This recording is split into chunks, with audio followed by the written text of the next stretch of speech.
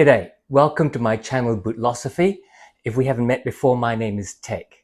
Now, before we start, I'd like to acknowledge the traditional custodians of the lands that I work and live on, the Whadjuk people of Noongar.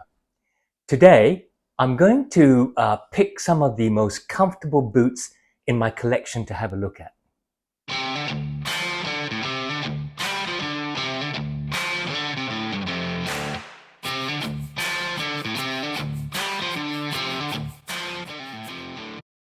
So today I'm going to pick some of the most comfortable boots in my collection that we want to take a look at and I'd like to discuss. There'll be some surprises and there'll probably be some disappointments. So we'll go and see how it is, and you can tell me what you think in the comments below. Now, to be fair, I'm going to try and break these into three categories of boots. So that'll be the low price end range up to US $300. Then I'll look at the US $300 to $500 range boots. And then I'll look at $500 and above, just to break them down so that we're comparing apples with apples when we can. I'll also leave the links to where you can buy them below. So let's start with the lower price range boots. That's a price range of around up to Aussie 450 Aussie dollars. Yeah, I know. That's the lower end in heritage boots, particularly they're coming out of the US. That takes them up to about US $300. And yes, I know it sounds a lot, but trust me, that is at the lower end of the range. And I think you can get some reasonably good footwear there. So let me look at the three that I've chosen that I think are my three most comfortable boots in that range.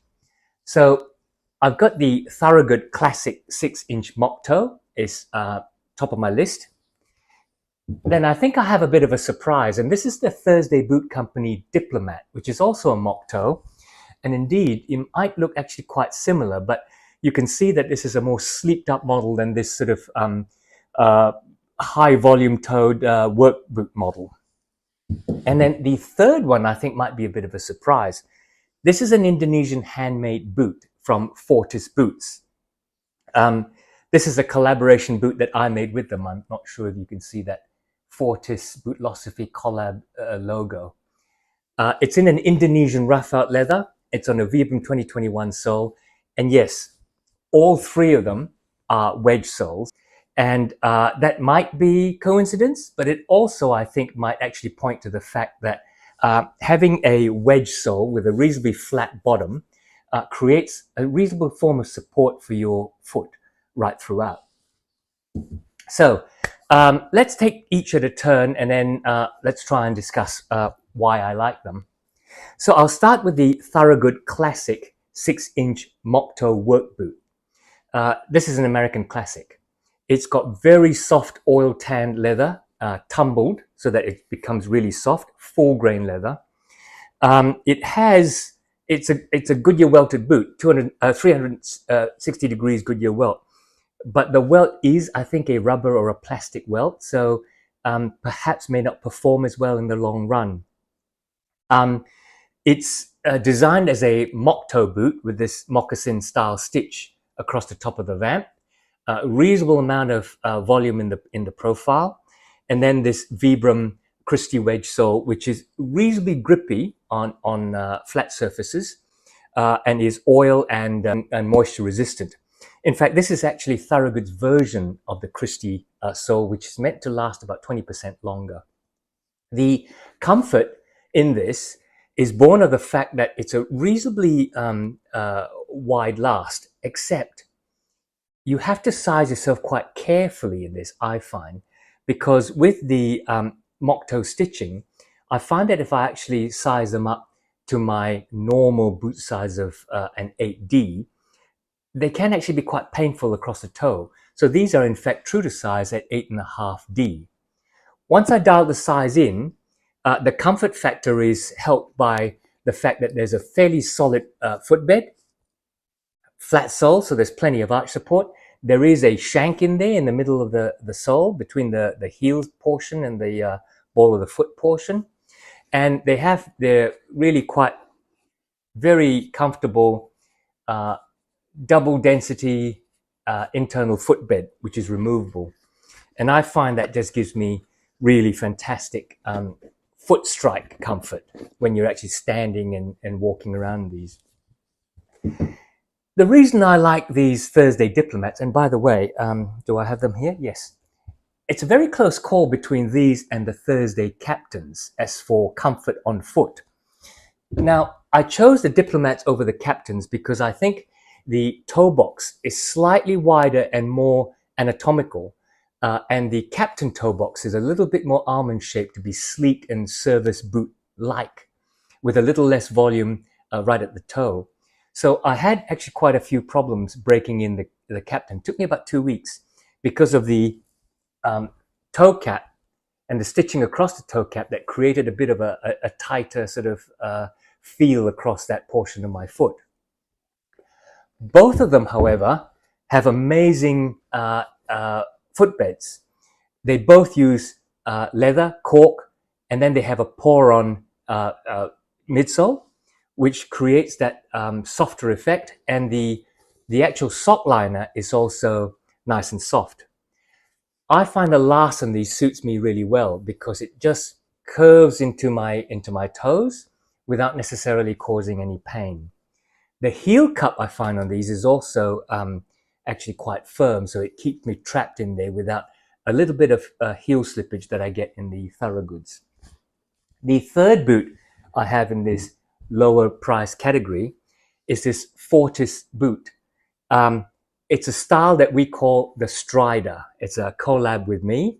I designed this boot, put it on a 2021 wedge, used local Indonesian rough out leather. I can tell you, it looks large, it looks wide, and the volume looks quite high, but when you put them on, they really fit really well because the manufacturers get you to measure your feet in several places, and then they adjust their last to fit your foot.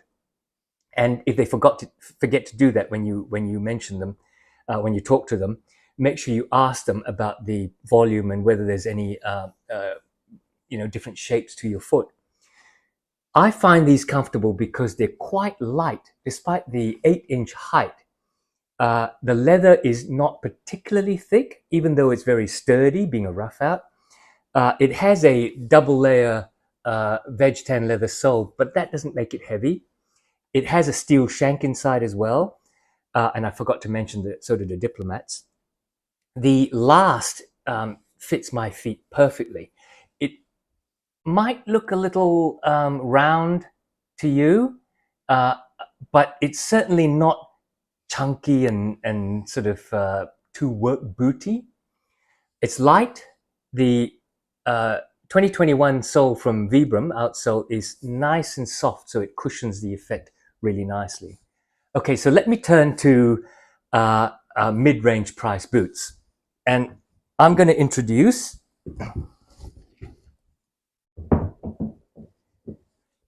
this one. Might be a surprise in terms of my choosing it for comfort. This is the Bordon Tucano. It's from Bordon, Colombia, which is a Colombian boot maker, reasonably new, started in 2020. They make group MTOs as their model for purchase. This is built on their own last. It's a stitch down construction, so you can see that the front of the boot has the uppers flared out and then stitched down through the midsole and the outsole, double stitching. It's quite a firm waxed suede leather, so it's not really soft, which you might think doesn't lead to comfort, but actually with the full boot lining, grips your feet so that you feel quite snug and comfortable being held snugly.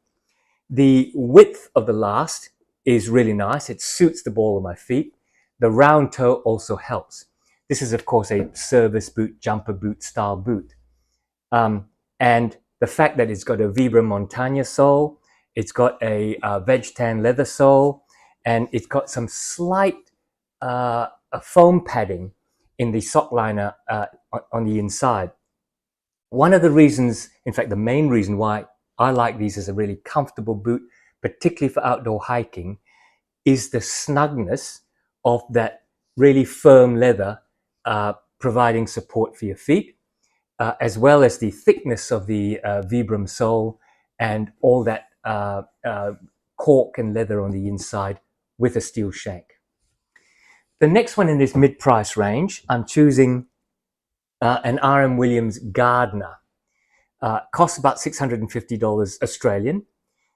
It's an RM Williams Chelsea boot, but unlike their Comfort Craftsman or their Craftsman, has a round toe, so you're much more comfortable in the boot itself.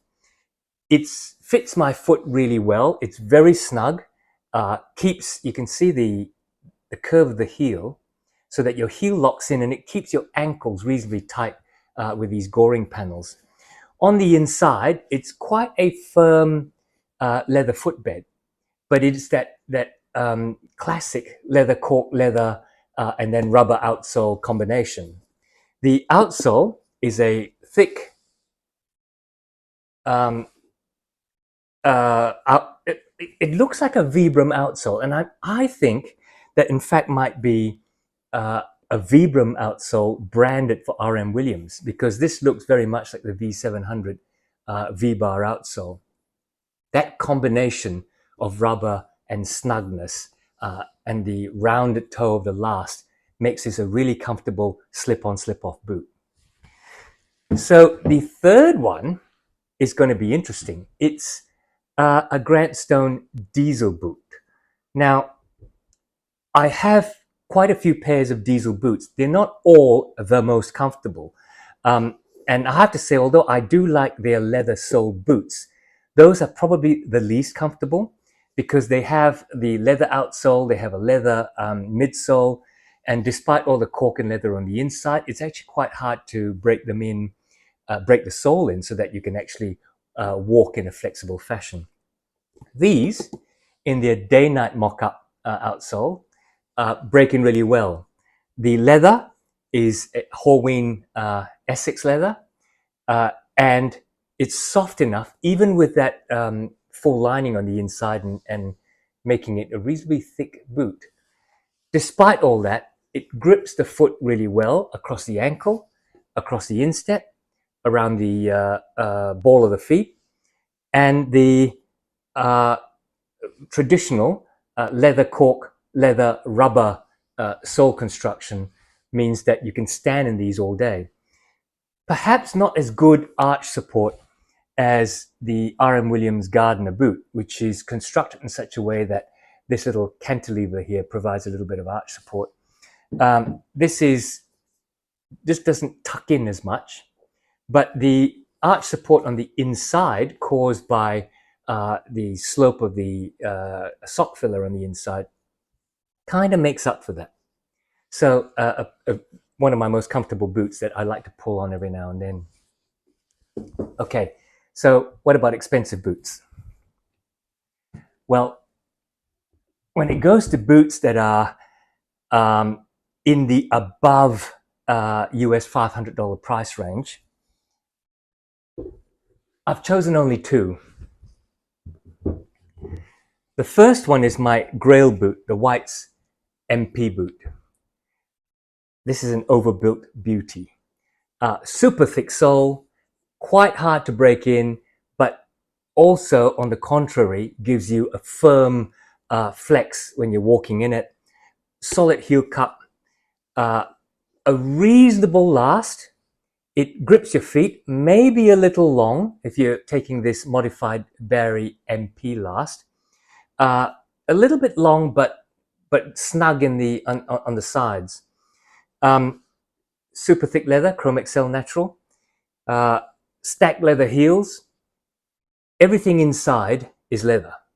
There is no steel shank. It's actually a leather shank, and that you can see it causes this bow here as they build up layers of leather to fit into your arch. Why is it so comfortable? Number one, it fits. The last is great. Number two, it's firm. It keeps your foot secure so that you're not moving around in it, which is one of the things that can make your foot tired across the day. The all those layers of leather on the inside, once you break these in, they're like custom made for you. And all that leather inside, shaped on the inside to create that push into your arch, just gives you a hell of a lot of arch support. Fantastic for walking all day, indoors or outdoors. Fantastic for arch support if you're just standing around lecturing or facilitating meetings, which I've done both of.